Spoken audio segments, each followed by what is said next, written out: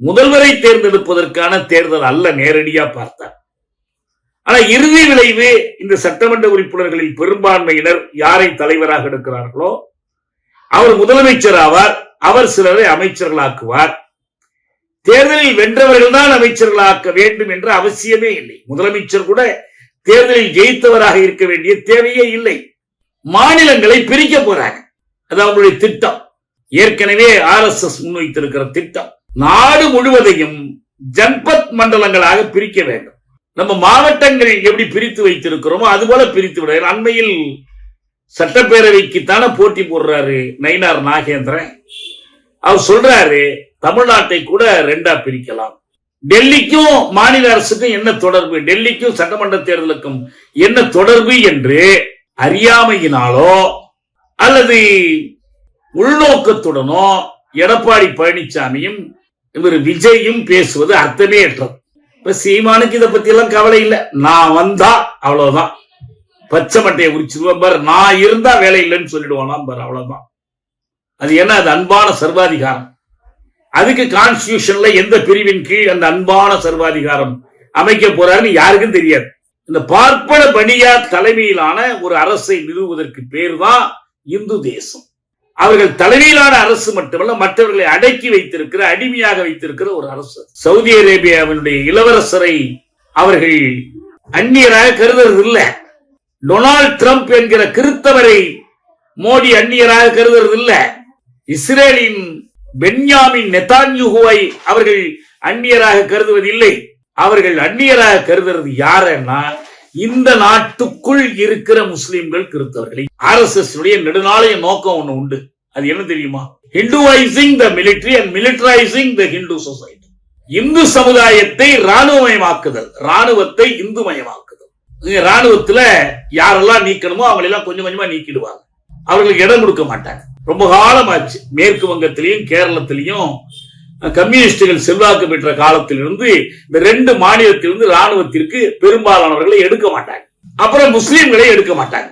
இந்த சட்டப்பேரவை தேர்தல் ஒரு முதலமைச்சரை தேர்ந்தெடுப்பதற்கான தேர்தல், ஒரு சட்டப்பேரவைக்கான தேர்தல் என்பது மட்டுமல்ல. இதைவிடவும் முக்கியமாக இந்த தேர்தலில் மைய வினா மோடி ஆட்சிக்கு எதிரான ஒரு தீர்ப்பை மக்கள் வழங்க வேண்டுமா இல்லையா? தமிழ்நாடு இனி தொடர் அரசியல் வகுப்பில் 236வது நிகழ்வு. போன வாரம் இந்த கிழமையில் நம்மால் வகுப்பு நடத்த முடியவில்லை. சட்டப்பேரவை தேர்தலுக்கான பரப்புரையில் ஈடுபட்டிருந்தோம். மக்கள் இயக்கங்களின் கூட்டமைப்பு சார்பில் சட்டப்பேரவை தேர்தலில் பாஜக ஒரு தொகுதியில் கூட வெற்றி பெறக்கூடாது என்று முடிவெடுத்து சென்னையில் மயிலாப்பூரில் அந்த பணியில் ஈடுபட்டிருந்தோம். அதனால சென்ற வாரம் வகுப்பு நடத்த முடியல. இப்ப இன்றைக்கு நாம் எடுத்துக்கொண்டிருக்கிற தலைப்பு தேர்தல் தொடர்பானது. தேர்தலை பற்றிய விவாதங்கள், தேர்தலை பற்றிய பேச்சு, தேர்தலை பற்றிய ஒளி காட்சிகள் எல்லாம் எதை சுற்றி வருகின்றனவோ அதை சுற்றி நாம் பேச போறதில்லை. தேர்தல் கணிப்புகள் ஏராளமாக வருகின்றன. கருத்து கணிப்புகளாகவும் இருக்கு, கருத்து திணிப்புகளும் இருக்கு. நிறைய ஒருதலை சார்பான கருத்து கணிப்புகளும் வருகின்றன. அதுல சில உண்மைகளும் இருக்கலாம், உண்மைக்கு மாறானவையும் இருக்கலாம்.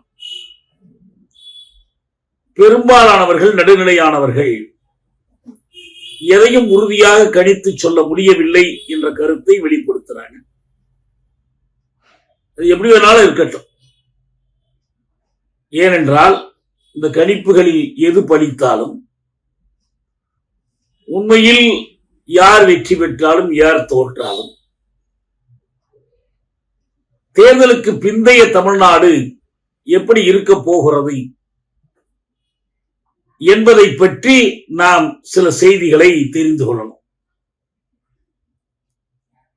ஏனென்றால் ஒரு நாள் வாக்குப்பதிவிலோ ஒரு நாள் வாக்கு எண்ணிக்கையிலோ ஒரு அமைச்சரவை தொடர்வதில் அல்லது ஒரு அமைச்சரவை போய் இன்னொரு அமைச்சரவை வருவதிலோ தமிழ்நாட்டினுடைய சூழல் அடியோடு மாறிவிடும் என்று நாம் நம்பவில்லை. அதே நேரத்தில் இதனால் எந்த பயனும் இல்லை, மாற்றமே இருக்காது என்றும் நாம் கருதவில்லை. அப்படி கருதுவதாக இருந்தால் தேர்தல் பரப்புரையில் நாம் ஈடுபட்டிருக்கவே மாட்டோம். இந்த தேர்தலில் என்ன முடிவு வர வேண்டும் என்று நாம் விரும்புகிறோம், அந்த முடிவினால் தமிழ்நாட்டு மக்களுக்கும் தமிழ்நாட்டினுடைய எதிர்காலம் பற்றிய நம்முடைய குறிக்கோள்களுக்கும் என்ன பயன் என்று கருதித்தான் நாம் அந்த முயற்சியில் ஈடுபடுகிறோம். எவ்வளவு வரம்புக்குட்பட்ட மாற்றங்கள் என்றாலும் ராமன் ஆண்டால் என்ன, ராவணன் ஆண்டால் என்ன என்பது நம் பார்வை அல்ல. சின்னஞ்சிறிய அரசியல் மாற்றங்கள் கூட ஒரு நீண்ட போராட்டத்தில் ஈடுபட்டிருக்கிற மக்களுக்கு பயனளிக்கக்கூடியவைதான். அதை அலட்சியப்படுத்துவதனால் பயனில்லை. பூனை கண்ணை மூடிக்கொண்டால் உலகம் இருண்டு விடாது என்பது போல நாம் எதிலும் கலந்து கொள்ளாமல் புறக்கணித்து விட்டு ஒதுங்கி இருப்பதால் நடக்கிற மாற்றங்கள் பெரிதோ சிறிதோ நடக்காமல் இருந்துவிட போவதில்லை. ஆனால் அந்த மாற்றங்களில் நாம் ஒரு பங்கு எடுத்துக்கொண்டால் அது அந்த மாற்றங்களில் நம்முடைய திசை வழியில் கொண்டு செலுத்துவதற்கு உடனடியாக இல்லவென்றாலும் நீண்டகால கண்ணோட்டத்தில் அவற்றை நமது பயணத்திற்கு துணையாக கொள்வதற்கு உதவியாக இருக்கும் என்று நம்புகிறோம். அந்த முறையில் தான் நாம் இந்த பங்கேற்பை நிகழ்த்துகிறோம். புரட்சி தலைவர் லெனின் பிறந்த நாள் இன்றைக்கு ஏப்ரல் 22 லெனின் பிறந்த நாள். பல சூழல்களில் பல சிக்கல்களுக்கான விளக்கங்களை பெறுகையில் தருகையில் லெனினை மேற்கோள் காட்டுகிறோம். லெனினுடைய கருத்துக்கள் நிலைப்பாடு என்னவென்று அறியாமலே அவர் மீது பற்று கொண்டவர்கள் தொழிலாளர்கள், உழவர்கள், ஏழை எளிய மக்கள், படிப்பாளிகள், அறிவுத்துறையினர் ஏராளமாக இருக்கிறார்கள். எனக்கு நானும் அப்படி இருந்திருக்கிறேன். சிறைப்பட்டு சிறைக்குள் போய்தான் லெனினுடைய நூல்களை படிக்கிற வாய்ப்பு கிடைத்தது. நான் இந்த மாதம் புதுமலர் இதழில் சிறையில் லெனின் நூல்கள் கிடைத்து படிக்க தொடங்கியது பற்றி ஒரு பேட்டியில் சொல்லி இருக்கிறேன். பிற்காலத்தில் அது நம்ம வெளியிடுவோம், படிக்கலாம். தோழர் எம் கல்யாண சுந்தரம் தான் சிறையில் நாங்கள் தூக்கு கைதியாக இருந்த போது Lenin selected works in 3 volumes 3 பாகங்களில் லெனினுடைய தேர்வு நூல்களை கொண்டு வந்து கொடுத்தார். ஒரு எங்களோடு இருந்த தோழர் ஏஜிகே அவர்கள் முதலில் அந்த 3ஐயும் படித்து குறிப்புகள் எடுத்துவிட்டு எனக்கு கொடுத்தார். பிறகு நான் அந்த 3 தேர்வு நூல்களையும் அதில் அடங்கிய லெனினுடைய முக்கியமான கட்டுரைகள் அனைத்தையும் படித்து முடித்தேன். பிறகு குறிப்புகள் எடுத்தோம். பொதுவாக அந்த நூல்களில் லெனின் என்ன சொல்கிறார் என்ற அந்த சாரம் அப்போது என் மனத்தில் பதிந்தது. அதனுடைய விளைவாகத்தான் இன்று வரை கூட லெனினை யாராவது தவறாக மேற்கோள் காட்டினால் அதை என்னால் நம்பிக்கையோடு மறுக்க முடிகிறது. லெனினிடமிருந்து நான் அடிக்கடி வலியுறுத்தக்கூடிய ஓரிரு செய்திகள் அவருடைய புறஞ்சார்ந்த அணுகுமுறை, from facts to the truth என்று அவர் சொல்வார். மெய்மைகளிலிருந்து உண்மையை நோக்கி செல்லுதல். இன்றைக்கு இருக்கிற செய்நுட்ப மொழியில் சொன்னால் தரவுகளில் இருந்து முடிவுகளுக்கு செல்லுதல். தரவுகளே இல்லாமல் சில முடிவுகளை வலிந்து எடுத்து வைத்துக் கொண்டு அவற்றுக்கு ஆதரவான தரவுகளை செயற்கையாக தேடுகிற முயற்சியை குறிப்பாக லெனினிடம் பற்றுதல் கொண்டிருக்கிற பல தோழர்களிடம் இன்று வரை நாம் பார்க்கிறோம். அது ஒன்று. இரண்டாவது, லெனின் குடியாட்சியம், அதாவது ஜனநாயகத்திற்கு கொடுத்த முக்கியத்துவம், ஜனநாயகத்திற்கு அவர் கொடுத்த விளக்கம், ஒவ்வொரு கருத்துக்கு பின்னாலும் ஒரு வர்க்க நலன் மறைந்திருக்கிறது என்ற விளக்கத்தின் அடிப்படையில் ஜனநாயகத்திற்கு பின்னால் இருக்கிற வர்க்க நலன் என்ன, அது எப்படி வர்க்க முரண்பாடுகளுக்கு அப்பாற்பட்ட ஒரு பொது கருத்து அல்ல என்பதையெல்லாம் லெனினுடைய அரசும் புரட்சியின் நூலின் அடிப்படையில் பல முறை விளக்கி இருக்கிறோம். மூன்றாவதாக, தேசிய இன விடுதலை குறித்து லெனின் கொண்டிருந்த கருத்துக்கள். நவம்பர் புரட்சி லெனின் வழிநடத்திய, அவர் தலைமையேற்று நடத்திய அந்த புரட்சி என்பது முதலாக உலகத்தில் ஒரு குமுகிய அமைப்பை, தொழிலாளர்கள் உழைக்கும் மக்களுடைய அரசை நிறுவியது மட்டுமல்ல, உலகளாவிய முறையில் வல்லரசுகளின் அடிமை நாடுகளாக இருந்த தேசிய இனங்களுக்கு விடுதலைக்கு வழிகாட்டுவதாக இருந்தது. அதே போலத்தான் ஐரோப்பிய நாடுகளில் சேவநல அரசுகள் என்ற கருத்தை அது வளப்படுத்தியது. நான்காவதாக, லெனின் அரசியலை அறிவியலாகவும் கலையாகவும் ஆழ்ந்து பயின்றவர். ருஷ்ய புரட்சியின் பட்டறிவை மட்டுமல்ல, உலக புரட்சியின் பட்டறிவையும் சாறு விழிந்து திரிவுகளுக்கும் புரட்டல்களுக்கும் எதிராக குரல் கொடுத்தவர். கோட்பாடில்லாத நடைமுறை வரட்டுத்தனமானது, நடைமுறை இல்லாத கோட்பாடு மலட்டுத்தனமானது என்று ஸ்டாலின் சொல்லுவதற்கு அடிப்படையாக இருந்தது லெனினுடைய அந்த பார்வைதான். நண்பனே, கொள்கை என்பது சாம்பல் பூத்தது, இஸ் கிரே. அதே நேரத்தில் செயல் என்பது பசுமையானது. But action is green, practice is green என்று மிக அழகாக கவித்துவமாக அதை வர்ணித்தவர்.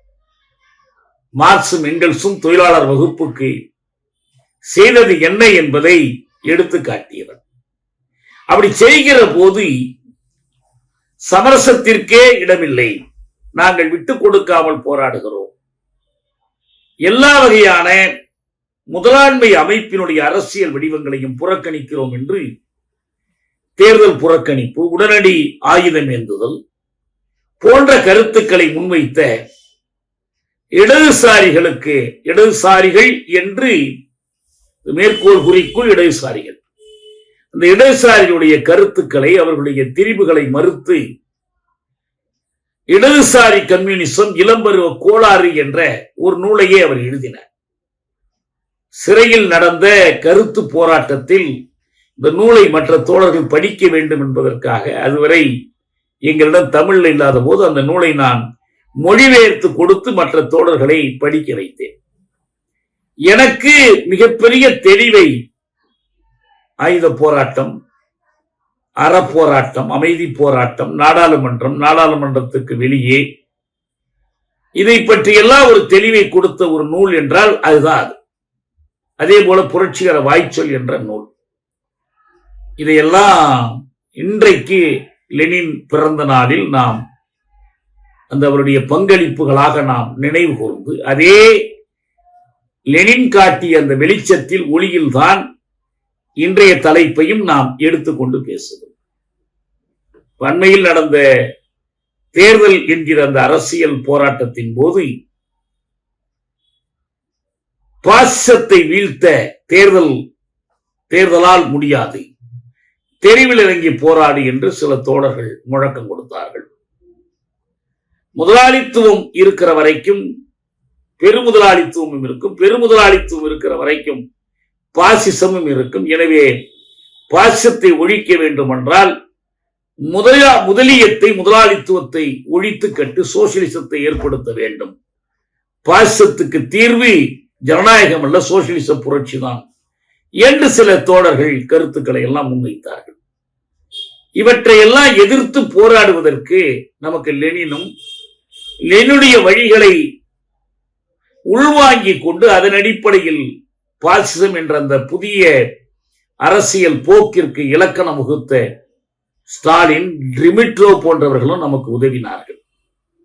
அந்த வழிகாட்டுதல்களின் அடிப்படையில் தான் நாம் நடந்து முடிந்த தேர்தலை மட்டுமல்ல, இதற்கு முன்பு நடந்த நாடாளுமன்ற தேர்தலையும் அணுகி பாசிச பாஜகவை வீழ்த்துவதற்கு தொழிலாளர்களையும் உழவர்களையும் மட்டுமல்ல, ஒடுக்குண்ட சமூகங்களை மட்டுமல்ல, தேசிய முதலாளிகளை, பெருமுதலாளிகளிலும் கூட பாசிசத்தினால் பாதிப்புற்ற அந்த வர்க்கத்தையும் அந்த சமூகத்தையும் இணைத்துக் கொள்ள வேண்டும் என்ற முடிவு எடுத்து நாம் வழிவகுத்தோம்.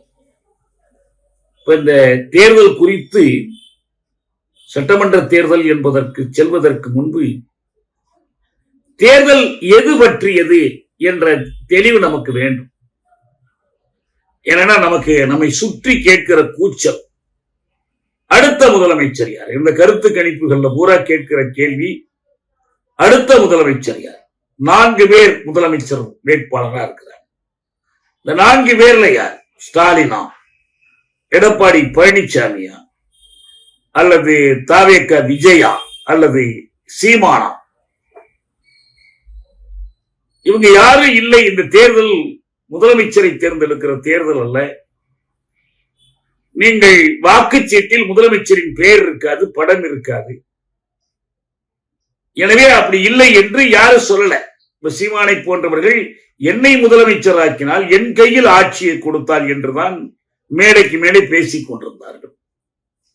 இப்ப தேர்தலினுடைய வினா, சட்டப்படி தேர்தலில் எழுப்புகிற வினா என்னவென்றால், MLA, member of legislative assembly, சட்டப்பேரவை உறுப்பினரைத்தான் நீங்கள் தேர்ந்தெடுக்கிறீர்கள்.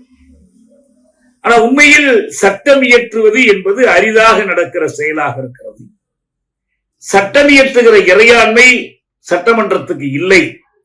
இதெல்லாம் மக்களுக்கு தெரிந்திருக்கிற காரணத்தினால்தான் அவர்கள் நீங்கள் என்ன சட்டம் இயற்றினீர்கள், இனி என்ன சட்டம் இயற்றப் போகிறீர்கள், நீட்டை ஒழிப்பதற்கு சட்டம் இயற்றினால் அதை குடியரசுத் தலைவர், ஆளுநர் ஒப்புக்கொள்ளவில்லை என்றால் அது நடைமுறைக்கு வராது.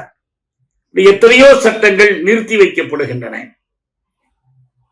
இப்படியெல்லாம் இருக்கிற போது நாங்கள் சட்டம் இயற்றுவதற்காக வாக்கு கேட்கிறோம் என்று போய் வேட்பாளர்களும் கேட்க முடியவில்லை, மக்களும் அதை நம்புவதற்கு தயாராக இல்லை. அதனால்தான் ஊரில் நல்லது கெட்டது நடந்தால் இவர் தவறாமல் வந்து விடுவார், திருமணம் நடந்தால் தாலிக்கு தங்கம் கொடுப்பார், காதுகுத்து விழாவுக்கு வருவார், சாவுக்கு வருவார், வாழ்வுக்கும் வருவார், முன்னாலே வந்து நிற்பார் என்று அவருடைய வேலையையே சட்டமன்ற உறுப்பினருக்குரிய வேலையாக அவர்கள் பார்ப்பதில்லை.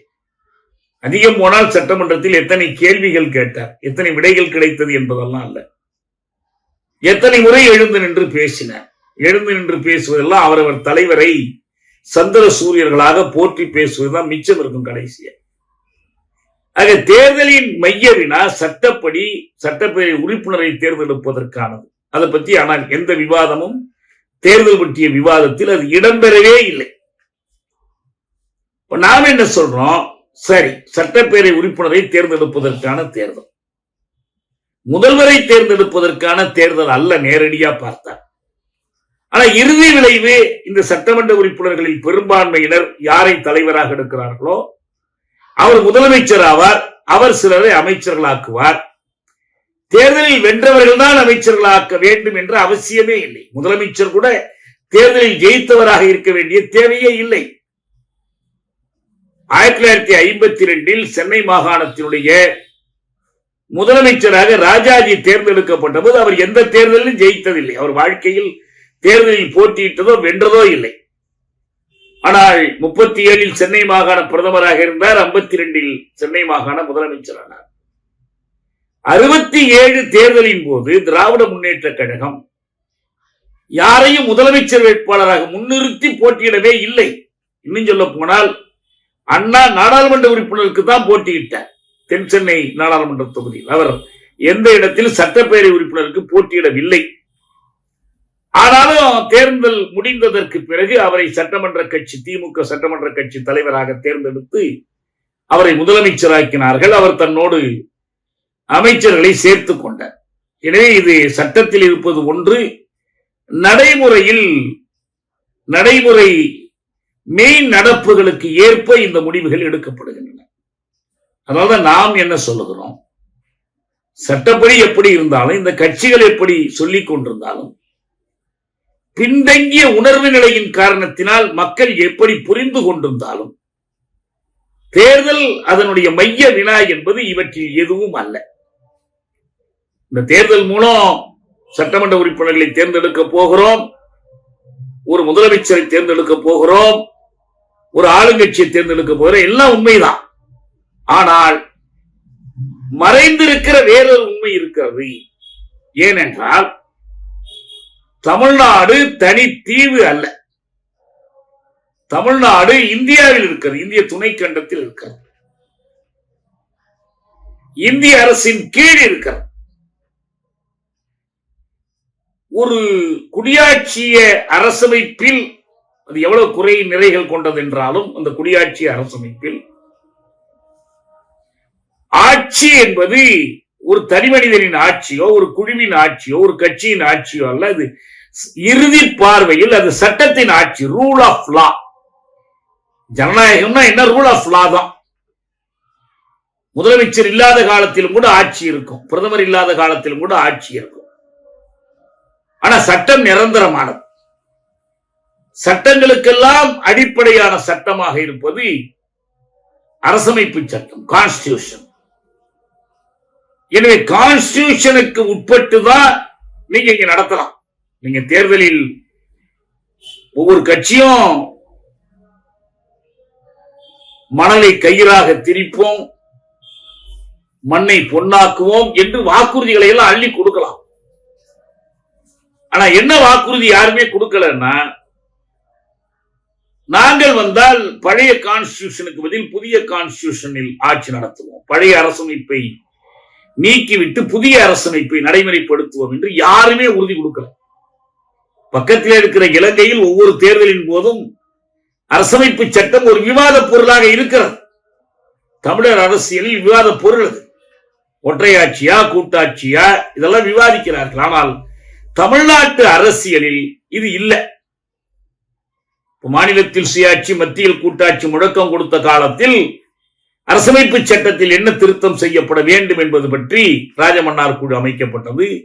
இப்ப அண்மையில் மேத்யூ குரியன் தலைமையில் ஒரு குழு அமைத்தார்கள், அறிக்கை கொடுத்திருக்கிறாங்க, எல்லாரும். ஆனால் தேர்தலில் இது ஒரு முழக்கம் இல்லை, ஒரு கொள்கையாக திமுக தேர்தல் அறிக்கையில சொல்றாங்க. மக்களிடம் போய் விவாதத்திற்கு வைத்து, உங்களுக்கு ஒரு புதிய அரசமைப்பு வேண்டும் என்றால் எங்களுக்கு வாக்களியுங்கள், இல்ல பழைய அரசமைப்பு தான் சிறந்தது என்றால் அதை பாதுகாப்பதற்கு வாக்களியுங்கள், இதே அரசமைப்பு இருக்கட்டும், ஆனால் சில திருத்தங்களை நாங்கள் முன்மொழிகிறோம், அதற்கு ஆதரவு கொடுங்கள், அதற்கான ஒரு கருத்தை திரட்டுங்கள் என்று யாரும் போய் வாக்கு கேட்பது இல்லை. ஆகவேதான் நாம் சொல்கிறோம், தேர்தல் இந்த அரசமைப்பின் கீழ் என்ன நடந்திருக்கிறது, இந்த அரசமைப்பு எப்படி இருக்கிறது, இதில் என்ன திருத்தங்கள் செய்யப்பட்டிருக்கின்றன. அண்மையில் நாடாளுமன்ற மக்களவையில் டீலிமிட்டேஷன் பில் என்று தொகுதி மறுவரை பற்றிய சட்ட முன்வடிவு முன்மொழியப்பட்ட போது அது ஒரு திருத்த சட்டம், அரசமைப்பு சட்டத்தில் 131வது திருத்தம் என்று அது வர்ணிக்கப்பட்டது. அப்படியானால் பழைய திருத்தங்கள் என்ன சொல்கின்றன, ஏன் திருத்தினார்கள், நாம் இன்னொரு திருத்தம் செய்யலாமா, நம்முடைய நலனுக்கு கொள்கைகளுக்கு ஏற்ப இன்னொரு திருத்தம் செய்யலாமா, இது போன்ற கேள்விகள் எல்லாம் எழும். ஆனா இதெல்லாம் தேர்தலில் விவாதிக்கப்படவில்லை.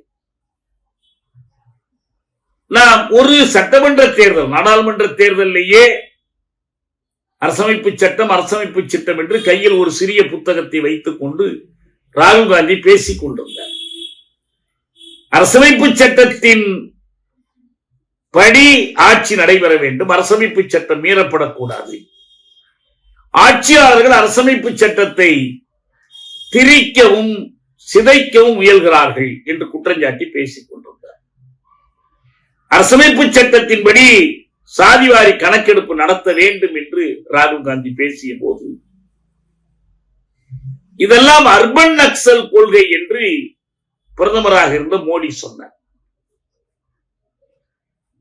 இது போன்ற நிறைய விவாதங்கள் அந்த நாடாளுமன்ற தேர்தலின் போது நடந்தது. சட்டமன்ற தேர்தலில் இந்த நாடாளுமன்ற தேர்தலோடு இருக்கிற தொடர்பு என்னன்னு பார்க்கணும். ஒரு கேள்வி, எதிர்கட்சி தரப்பில் அதிமுக தரப்பில் முதல்வர் வேட்பாளராக அறிவிக்கப்பட்டு போட்டியிடுகிற தமிழ்நாட்டை பொறுத்தவரை தேசிய ஜனநாயக கூட்டணியுடைய தலைவர் என்று ஏற்றுக்கொள்ளப்பட்டிருக்கிற எடப்பாடி பழனிசாமி சொன்னார், என்ன இது தேர்தல் டெல்லிக்கும் தமிழ்நாட்டுக்கும் என்று ஸ்டாலின் சொல்கிறார், திமுக சொல்கிறது. இல்லையே, நம்ம முதலமைச்சரைத்தானே தேர்ந்தெடுக்க போகிறோம், சட்டப்பேரவைக்குத்தானே தேர்தல் நடக்கிறது, இதில் எங்கிருந்து டெல்லி வந்தது, இதில் எங்கிருந்து நாடாளுமன்ற தேர்தலா இது என்று கேட்டார். இதே கேள்வியை தமிழக வெற்றி கழகத்தினுடைய விஜயும் கேட்டார். அப்படியான திருப்பி நாம் ஒரு கேள்வி கேட்கிறோம், சரி இது முதலமைச்சர் பதவிக்கான தேர்தல் தானே, பிறகு ஏன் பிரதமர் இங்கே வந்து ஆதரவு கேட்கிறார்? இது பிரதமர் பதவிக்கு அல்ல, நாடாளுமன்றத்துக்கு அல்ல, மாநில சட்டப்பேரவைக்கான தேர்தலில் அந்த மாநிலத்தில் இருக்கிற கட்சி போட்டியிடுகிறது, அந்த கட்சி தானே ஓட்டு கேட்க வேண்டும், ஏன் பிரதமர் கேட்கிறார்? ஏன் உள்துறை அமைச்சர் வந்து இங்கே வாக்கு கேட்கிறார்? ஆனா உண்மை என்னவென்றால், அரசமைப்பு சட்டத்தின்படியான ஆட்சி, சட்டத்தின் ஆட்சி என்று சொன்னால் அந்த அரசமைப்பு சட்டத்தின்படி இந்திய அரசு வேறு, தமிழ்நாடு அரசு வேறு அல்ல. அண்மையில் நம்முடைய தோழர், மதிப்புக்குரிய தோழர் நல்லக்கண் அவர்கள் மறைந்த போது நான் அவர் நினைவாக பேசிய ஒரு உரையில் சொல்லியிருந்தேன், வெறும் எளிமை மட்டுமல்ல, அவருக்கு வேறு பண்புகள் இருந்தன, எல்லாம் சொல்லிட்டு சொன்னேன். அவர் உழைக்கும் மக்கள், தொழிலாளர்கள் அவர்களுடைய விடுதலைக்காக போராடினார், சிறைக்கு சென்றார். பாட்டாளி வகுப்பின் ஒரு தலைவராக அவர் விளங்கினார். அவருக்கு இறந்த பிறகு அரசு மரியாதை என்று கொடுப்பதை அவர் ஏற்றுக்கொள்ளக்கூடாது, அல்லது அவருடைய கட்சியினர் ஏற்க மறுத்திருக்க வேண்டும் என்று நான் சொன்னேன். மாநில அரசு என்று சொன்னால் அது இந்திய அரசுக்கு எதிராக இருக்கிறது, ஸ்டாலின் முதலமைச்சராக இருக்கிறார், கூட்டணியில் அப்படி பார்க்க முடியாது. இந்திய அரசின் ஒரு அங்கம் தான் தமிழ்நாடு அரசு. ஏன்னா ரெண்டும் அரசமைப்பு சட்டத்தால் ஆளப்படுகிறது. இப்ப என்ன சொல்றாங்க, இப்ப அண்மையில் இந்திய அரசு தொகுதி மறுசீரமைப்புக்கான சட்ட திருத்தம் கொண்டு வந்ததற்கு அடுத்தபடி அவர்கள் செய்ய போகிற வேலை என்னவென்றால், மாநிலங்களை பிரிக்க போறாங்க. அது அவங்களுடைய திட்டம், ஏற்கனவே RSS முன்வைத்திருக்கிற திட்டம். நாடு முழுவதையும் ஜன்பத் மண்டலங்களாக பிரிக்க வேண்டும். தமிழ் பேசுகிற தமிழ்நாடு, தெலுங்கு பேசுகிற ஆந்திர நாடு, மலையாளம் பேசுகிற கேரள நாடு, கன்னடம் பேசுகிற கர்நாடகம், வங்கமொழி பேசுகிற வங்காளம், ஒடியா பேசுகிற ஒடிசா, இப்படிலாம் இருக்கக்கூடாது. நம்ம மாவட்டங்கள் எப்படி பிரித்து வைத்திருக்கிறோமோ அது போல பிரித்து விட. அண்மையில் சட்டப்பேரவைக்குத்தானே போட்டி போடுறாரு நயினார் நாகேந்திரன். அவர் சொல்றாரு தமிழ்நாட்டை கூட ரெண்டா பிரிக்கலாம். ஏற்கனவே கொங்கு நாட்டை பிரிக்கணும்னு ஒரு முழக்கம் வந்துச்சு. தென்னாடு வடநாடுன்னு தமிழ்நாட்டுக்குள்ளே தெற்கு வடக்கு நிறைய முழக்கங்கள் இந்த கட்சிகள் எழுப்புது. ஏனென்றால் மொழி வழி மாநில அமைப்பு என்பது ஒரு ஜனநாயக சீர்திருத்தம். ஒரு மொழி பேசுகிற மக்கள் ஒரு அரசியல் அழகாக இணைந்து நிற்பது. இது 1918 தொடங்கி இந்திய அரசியலில் ஒரு முக்கிய பங்கு வைத்திருக்கிறது. 1903 கர்சான் பிரபு வங்காளத்தை ரெண்டா பிரித்தார். இதுதான் வங்க பிரிவினை என்று அழைக்கப்படுகிறது, பார்ட்டிஷன் ஆஃப் பெங்கால். வங்கம் ஒன்றாக இருக்கிறது. வங்க தேசியம் என்பது இந்திய தேசியத்தின் ஒரு பகுதியாக இருக்கிறது. நாங்கள் வங்காளிகள் என்ற மக்கள் சொல்லும் போது பிரித்தானியருக்கு எதிரான இந்திய விடுதலை உணர்ச்சியை வெளிப்படுத்துகிறார்கள். எனவே இந்த வங்கத்தை மதத்தின் அடிப்படையில் ரெண்டாக பிரித்தார். முஸ்லிம் கிழக்கு வங்கம் இந்துக்கள் அதிகம் இருக்கிற மேற்கு வங்கம் என்று பிரித்தால் அதனால் ஏற்படுகிற மோதல்கள் பிரித்தானிய ஆட்சிக்கு உதவும் என்ற பிரித்தாலும் சூழ்ச்சியாக பிரித்த போது அதை எதிர்த்துதான் இந்தியாவில் மிகப்பெரிய அளவில் சுதேசி இயக்கம், விடுதலை இயக்கம் உருவாயிற்று. அண்ணா கூட அவருடைய மடல்களில் இதை பற்றி எழுதியிருக்கிறார். காந்தியார் வந்ததற்கு பிறகுதான் இதை மொழி வழி மாநிலங்களாக பிரித்தார்கள். ஆனால் 47 அதிகார கைமாற்றத்திற்கு பிறகு மொழிவழி மாநிலங்களாக பிரிக்க காங்கிரஸ் தலைமை மறுத்தது, சண்டித்தனம் செய்தது. மொழிவழி மாநிலங்களாக பிரித்து அமைப்பதற்கென்று ஒரு குழு அமைத்தார்கள், 3 குழு. ஜவஹர்லால் நேரு, பட்டாபி சீதாராமையா, வல்லபாய் பட்டேல் கொண்ட அந்த குழு மொழிவழி மாநிலங்களை அமைப்பதற்கு அறிவுரைகள் சொல்லுவதற்கு பதில் மொழிவழி மாநிலம் அமைக்காமல் இருப்பதற்கு என்னவெல்லாம் செய்ய முடியுமோ செய்தது. அன்னைக்கு ஆந்திர மாநிலத்தை தனித்தமைக்க வேண்டும் என்று பொட்டி ஸ்ரீராமுலு இதே சென்னை நகரத்தில் பட்டினி போராட்டம் நடத்தி உயிர் துறந்தார். ஹைதராபாத் நைஜாமின் கீழ் இருந்த தெலங்கானாவில் பொதுமையர் தலைமையில், கம்யூனிஸ்டுகள் தலைமையில் ஒரு பெரிய அளவிலான ஆயுத போராட்டம், விசாலாந்திரத்தில் மக்கள் ராஜ்யம் என்ற முழக்கத்தோடு நடத்தப்பட்ட அந்த பின்னணியில் தான் வேறு வழியில்லாமல் 53 ஆந்திரம் பிரிக்கப்பட்டது. அப்போது தமிழ்நாடு, கர்நாடகம், கேந்திரம் எல்லாம் ஒன்னாதான் வைத்துக் கொண்டிருந்தார்கள், கேரளத்தை எல்லாம். 56 தான் மொழிவழி மாநிலம் அமைக்க வேண்டிய ஒரு கட்டாயம் ஏற்பட்டது. அப்ப கூட திருத்தணியை கொண்டு போய் ஆந்திரத்தோடு இணைத்தார்கள். தொடர்ந்து அங்கே போராட்டம் நடந்துதான் திருத்தணி 66 தான் மீட்கப்பட்டது, அல்லது 63 மீட்கப்பட்டது. இந்த போராட்டத்துக்கு தலைமை தாங்கியதாலேயே தளபதி விநாயகம் என்று அவர் பெயர் பெற்றார். 71 தமிழ்நாடு முழுவதும் காங்கிரஸ் தோல்வி அடையும் போது திருத்தணிகையில் ஒரு விநாயகம் வெற்றி பெற்று சட்டப்பேரவைக்கு வந்தார். தனிக்கதை. இதை எதுக்கு சொல்றோம்னா, இந்த மொழிவழி மாநில அமைப்பு என்பது இந்திய நாடாளுமன்றத்தில் போய்தான் அந்த அரசமைப்பு சட்டத்தினுடைய 3வது உறுப்பின்படி ஒரு மாநிலத்தை பிரிப்பதற்கு, 2ஆ பிரிப்பது, 3ஆ உடைப்பது, அதன் பெயரை மாற்றி அமைப்பது, அதனுடைய எல்லைகளை மாற்றி அமைப்பது, இது எல்லாவற்றுக்கும் இந்திய நாடாளுமன்றத்துக்கு உரிமை உண்டு. ஒன்றிய புலமாக இருந்தால், யூனியன் டெரிட்டரியாக இருந்தால் இவங்க தீர்மானம் இயற்றாமலே செய்யலாம். ஆனால் மாநிலமாக இருந்தால், ஸ்டேட்டாக இருந்தால் சட்டமன்றத்தில் ஒரு தீர்மானம் இயற்றி வேண்டுகோள் வைக்கணும். சமீபத்தில் யாரோ சொல்லியிருந்தாங்க, சட்டமன்றத்தில் தீர்மானம் இயற்றினாலே பிரித்து விட வேண்டும் என்று. தப்பு. உள்துறை அமைச்சரை யாரோ சொல்லியிருந்தாங்க. அப்படிதான் ஆந்திரா பிரிக்கப்பட்டது.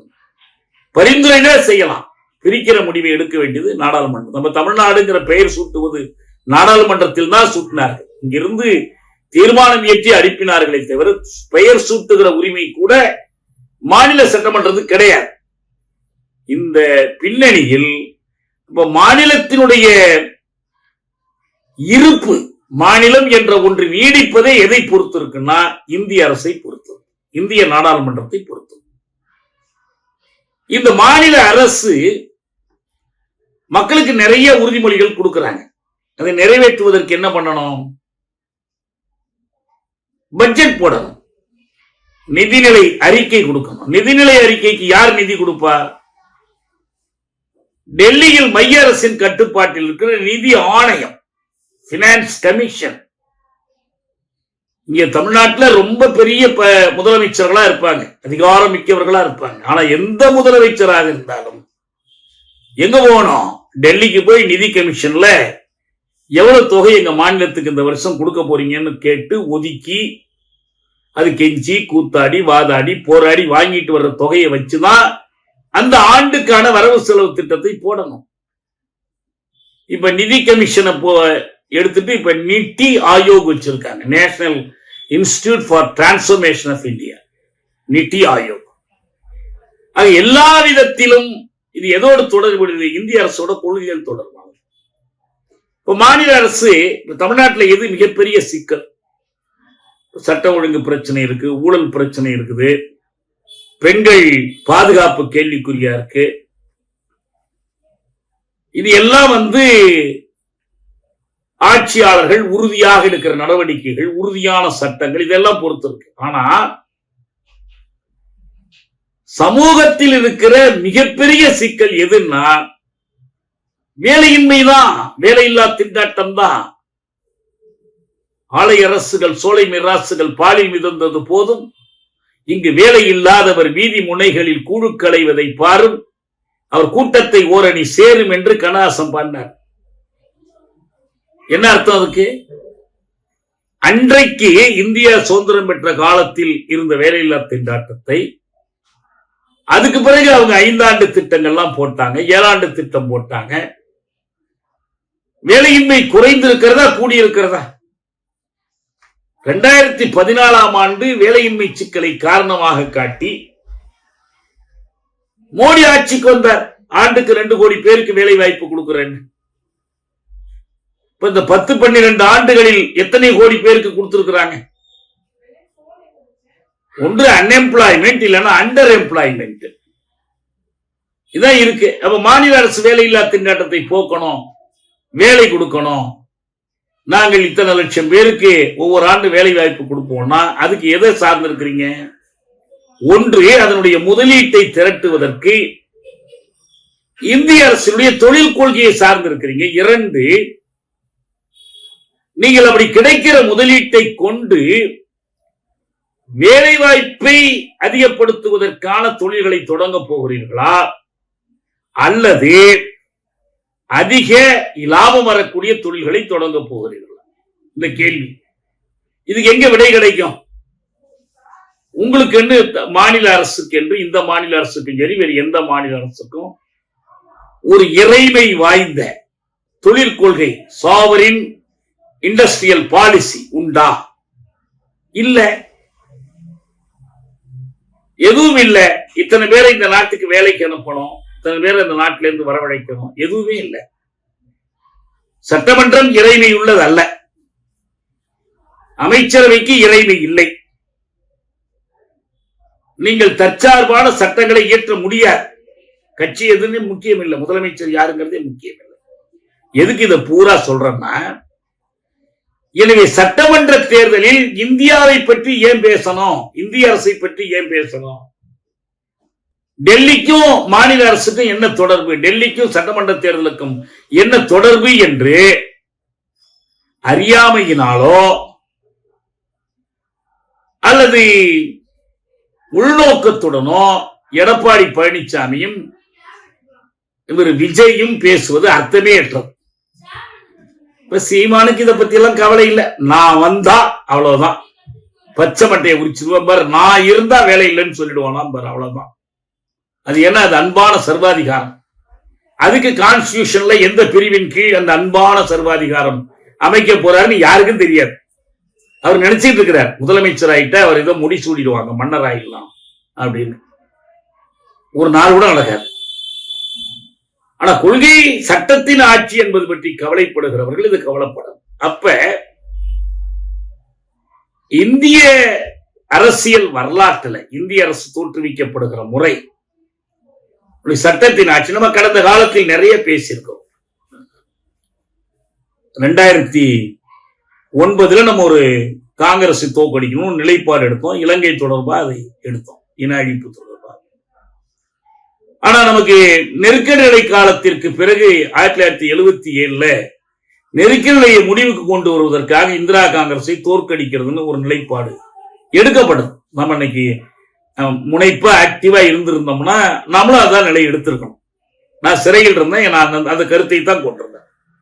எதிர்கட்சிகளின் கூட்டணி வெற்றி பெற வேண்டும் என்று கருதினோம். அன்னைக்கு நம்ம இயக்கம் தனியா நடத்தல, ஆனா நடத்தினதை அந்த இயக்கத்தை நாம் ஆதரித்தோம். ஆனா 92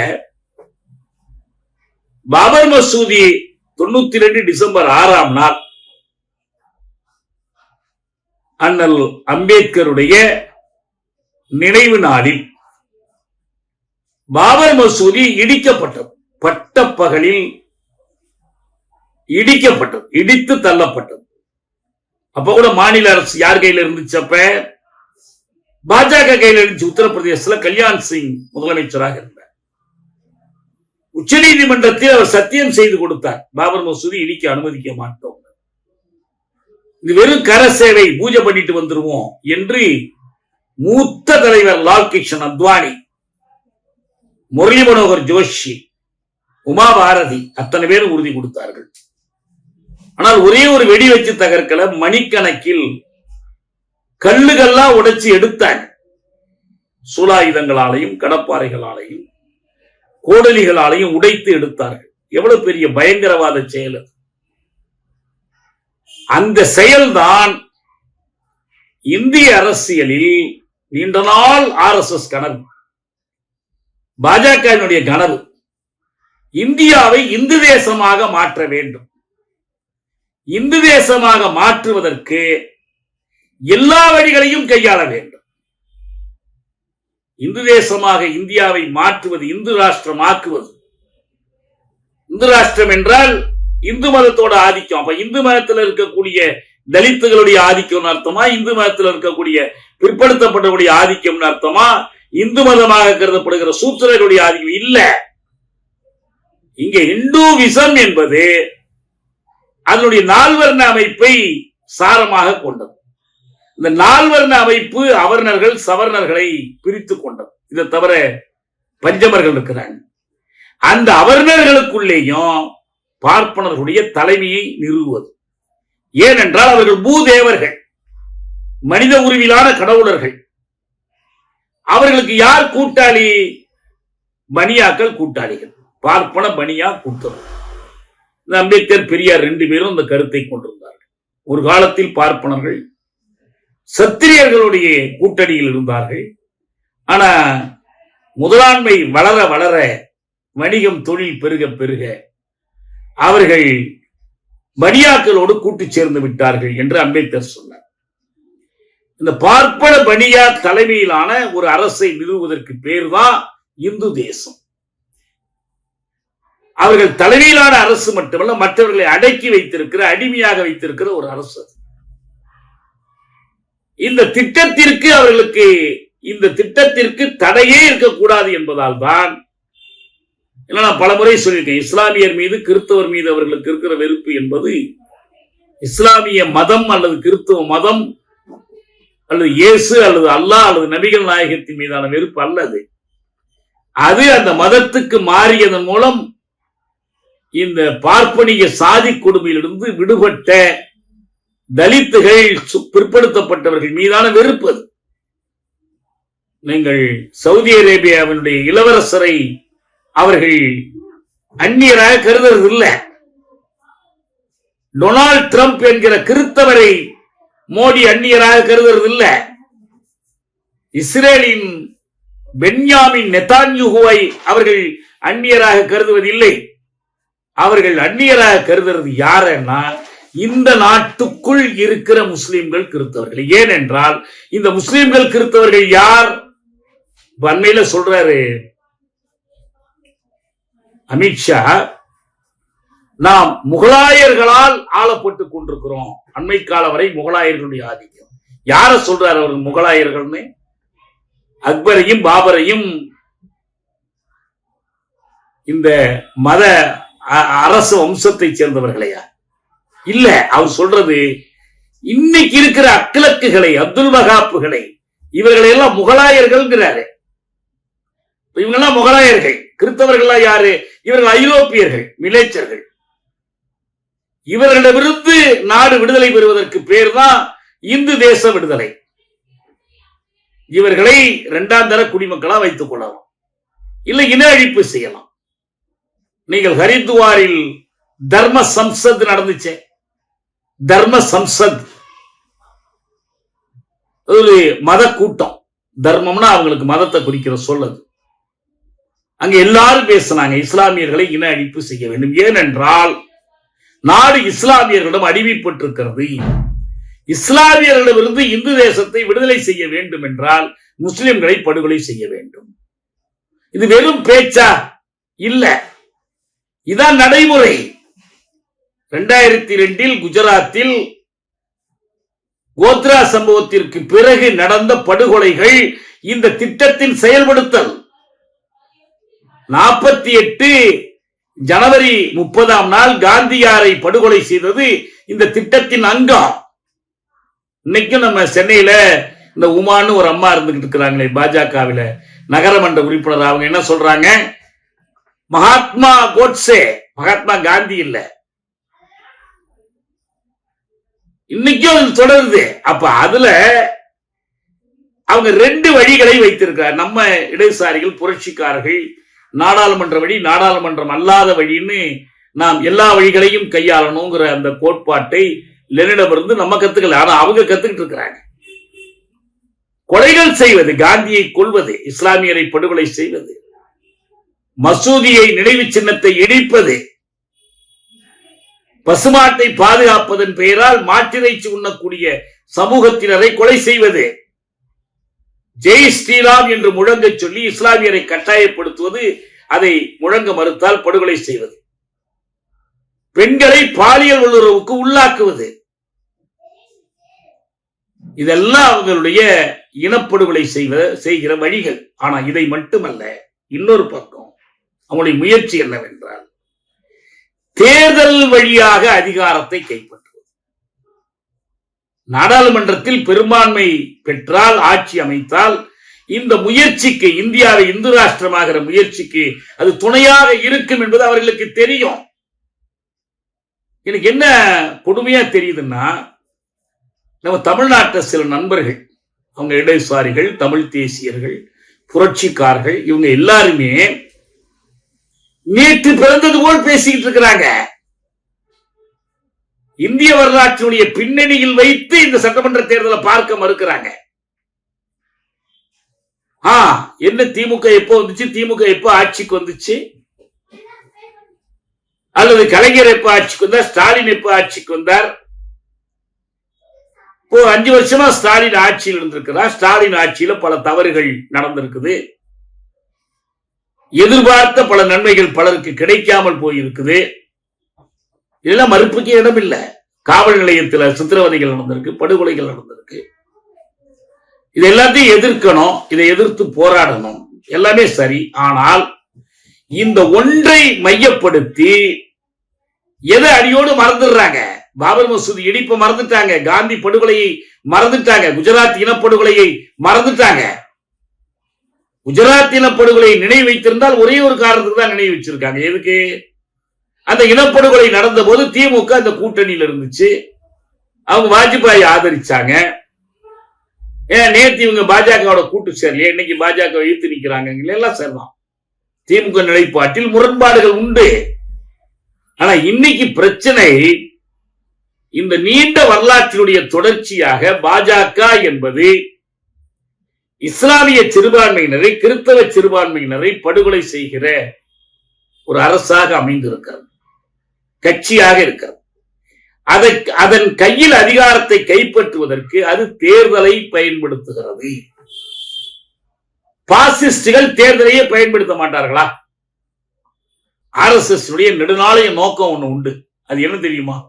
ஹிந்துவைசிங் the military and militarising the Hindu society. இந்து சமுதாயத்தை ராணுவமயமாக்குதல், ராணுவத்தை இந்துமயமாக்குதல். ராணுவத்துல யாரெல்லாம் நீக்கணுமோ அவங்களெல்லாம் கொஞ்சம் கொஞ்சமா நீக்கிடுவாங்க. அவர்களுக்கு இடம் கொடுக்க மாட்டாங்க.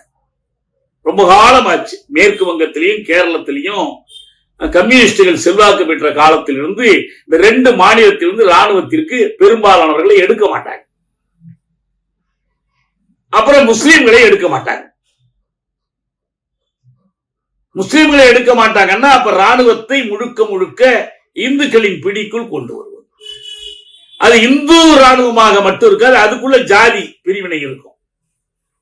நம்ம ப்ளூ ஸ்டார் ஆபரேஷனுக்கு பிறகு சீக்கியர்களை எடுக்க மாட்டாங்க. நீங்கள் 91 விஸ்வநாத் பிரதாப் சிங் இந்தியாவுடைய பிரதமராக தேசிய முன்னணி சார்பில் பொறுப்பேற்ற போது அவர் சிறுபான்மை, அவர் ஆட்சி அமைப்பதாக இருந்தால் அவருக்கு பாஜகவின் ஆதரவும் தேவைப்பட்டுச்சு, இடதுசாரி எதிர்கட்சிகளின் ஆதரவும் தேவைப்பட்டுச்சு. அவர் பாஜகவிடம் ஆதரவு கேட்டார். பாஜகவுக்கு தெரியும் இவர் உட்கார்ந்து இருக்கும் போது என்னென்னலாம் பண்றதுக்கு திட்டமிடுறாரு. இவரு மன்னர் குடும்பத்துல வந்தவர், ஆனா பிற்படுத்தப்பட்ட மக்களுக்காக ஏதோ செய்யறாரு. அவங்க அப்ப விபி சிங்கிற்கு பாஜக தலைமை, அவங்க பெரிய அளவுல அப்ப இன்னும் செல்வாக்கு பேரலை இப்ப இருக்கிற அளவுக்கு அவங்களுக்கு கொஞ்சம் உறுப்பினர்கள் இருந்தாங்க. அவங்களை வைத்துக் கொண்டு அவங்க போட்ட நிபந்தனை என்ன தெரியுமா? காஷ்மீரினுடைய ஆளுநராக ஜக்மோகனை நியமிக்க வேண்டும்.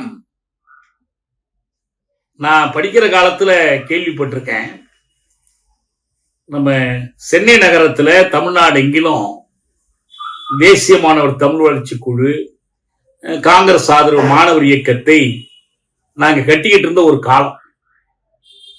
அப்ப ஒரு மாணவரை ஒரு கல்லூரியில சேர்த்து விடணும் அப்படின்னு சொன்னா பெரியவர்கிட்ட போய் சொன்னா செய்வார்னு சொல்லுவாங்க. காமராஜர்கிட்ட போய் சொன்னா, அப்ப ஒரு பல்கலைக்கழக துணைவேந்தரா, எனக்கு நினைவு சரியா இருந்தா தாமோதரனா யாரோ ஒருத்தர் இருந்தாங்க. இவர் ஒரு தொலைபேசியில அழைத்து இந்த மாணவரை சேர்த்துங்க, வேற ஒரு லாபமும் அவருக்கு அதுல இல்ல, வேற நோக்கம் இல்லை. ஆனா கட்சிக்கு ஒரு மாணவர் கிடைக்கிறார். இப்படி நிறைய மாணவர்கள் சட்டக்கல்லூரியில மற்ற பல கல்லூரிகளை சேர்த்து விடப்பட்டாங்க. அவங்க எல்லாம் கட்சிக்கு பயன்பட்டாங்க. ஆனா இங்க காஷ்மீர்ல பிஜேபி என்ன செய்யுது தெரியுமா? ஜக்மோகன் என்று ஒரு அப்பட்டமான RSS காரர், இந்துத்துவ கொள்கை கொண்டவர், இஸ்லாமியரை விரோதிகளாக நினைக்கிறவர், காஷ்மீரத்தை நசுக்க வேண்டும் என்ற வெறி கொண்டவர், அவரை காஷ்மீர் ஆளுநராக நியமிக்க வேண்டும் என்று ஒரே ஒரு நிபந்தனை பாஜக விதித்தது. சரி, ஒரு ஆளுநர் தானே கேட்கிறாங்க, நியமிச்சுட்டு போவோமே என்று விபி சிங் அவரை நியமிச்சார். அவர் நியமித்த உடனே அவர் என்ன செஞ்சார் தெரியுங்களா? முதல் வேலை நேர அந்த காஷ்மீர் ராஜ்பவனத்தில் இருக்கக்கூடிய முஸ்லிம் வேலைக்காரர்கள், ஊழியர்கள் அத்தனை பேரையும் வெளியேற்றினார். யாருமே இருக்கக்கூடாது. எங்க? இந்தியாவிலேயே முஸ்லிம்கள் பெரும்பான்மையாக வாழக்கூடிய ஒரே ஒரு மாநிலம் காஷ்மீர். அந்த காஷ்மீரத்தினுடைய ராஜ்பவனத்தில் ஒரு முஸ்லிம் சமையல்காரனாகவோ, தோட்டக்காரனாகவோ, வேலைக்காரனாகவோ, அதிகாரியாகவோ, ஊழியராகவோ இருக்கக்கூடாது. அத்தனை பேரையும் வெளியேற்றினார். முழுக்க முழுக்க இந்து பார்ப்பனர்களை, அவருக்கு தோதானவர்களை கொண்டு வந்து அங்க அமர்த்தினார். அதோட அவர் நிறுத்தல. அடுத்து என்ன செஞ்சார் தெரியுங்களா?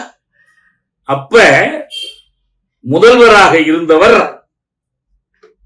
நம்ம ஷேக் அப்துல்லாவுடைய மகன், இப்ப இருக்காரு உமர் அப்துல்லா, அவருடைய அப்பா ஃபரூக் அப்துல்லா.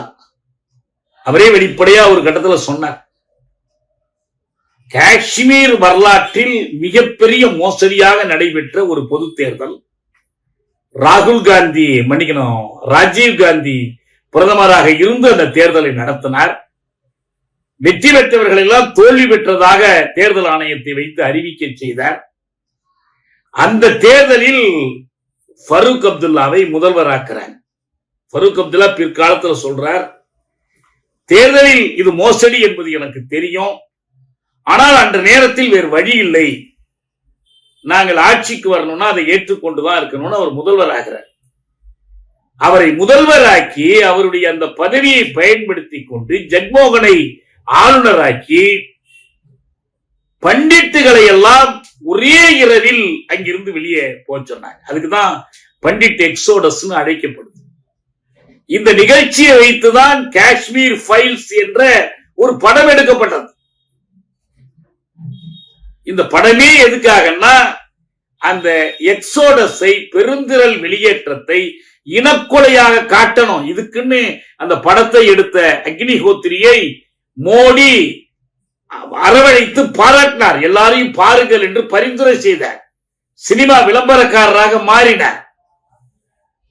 அப்ப எதுக்கு இதை சொல்றேன்னா, இப்ப பாஜக இந்த இந்து ராஷ்டிரத்தை அறிவிப்பதற்கான திட்டங்கள், காஷ்மீர்ல 370 நீக்கணும், அதுக்கு காஷ்மீர் மக்களுடைய போராட்டங்களை ஒடுக்கணும், பொது சிவில் சட்டத்தை கொண்டுட்டு வரணும், இஸ்லாமியருக்கு எதிரான குடியுரிமை சட்டம், நம்ம அடுக்கடுக்க நிறைய சொல்லலாம். இந்த பின்னணியில் தான் 2014 அவர் ஆட்சிக்கு வர்றார்.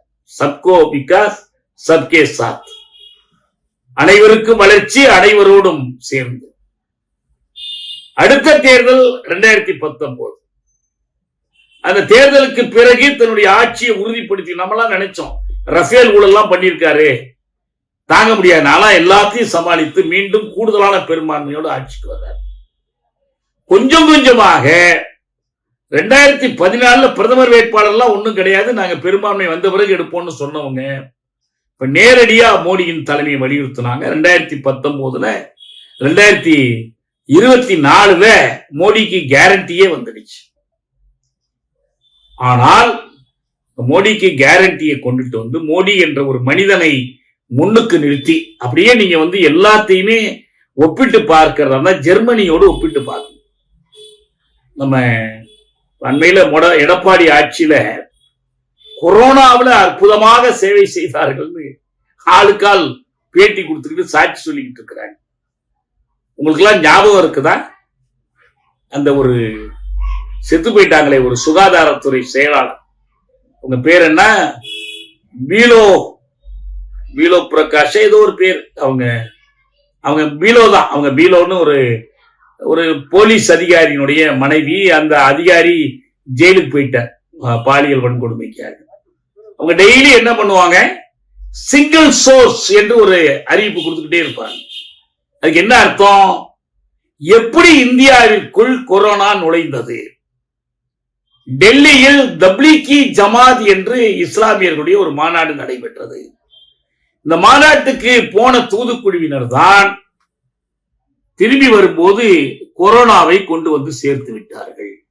இப்படிதான் தமிழ்நாட்டில் கொரோனா பரவியது. என்ன அந்த அம்மையார் அவங்க விருப்பத்துக்கு சொன்னாங்களா? விஜயகுமாருக்கு தெரியாதா? இது எடப்பாடி பழனிசாமிக்கு தெரியாதா? எல்லாருக்கும் தெரியும். தெரிந்துதான் இந்த பிரச்சாரத்தை பண்ணாங்க.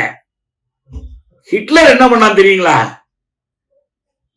அவங்க நாட்டுல அந்த நேரத்துல நான் நினைக்கிறேன் அந்த டைபாய்டு ஏதோ ஒரு பெரிய காய்ச்சல் பரவு.